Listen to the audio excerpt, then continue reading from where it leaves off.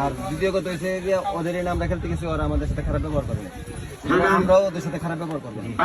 ম্যাচের রেজাল্ট যাই হোক, হার জিত থাকবেই, কিন্তু কেউ কেউ সাথে খারাপ ব্যবহার করবে না, ঠিক আছে? এলাকা সারি দিবা না, আমাদের ম্যাচ আমাদের জিতে হবে। খুবই যদি উনি বল বস করতে দাও হবে না, বল ধরবা, স্ট্রাইকার দুটা খেলবো, লং খেলবা, উইঙ্গাররা খেলাও। আর আন্তাজি মান্তাজি উইঙ্গাররা টাইম না, আগে দম শেষ করো না, বারে ট্রাই করো, বারে ট্রাই করলে গোল গোল ওই দিনকে 12 মাসে একটা গোল, আর ভাই মানে মাস এনে দিকে আমরা গোল হয়েছি। আজকে এদিক দেখতে পাইলে বারে ট্রাই করো।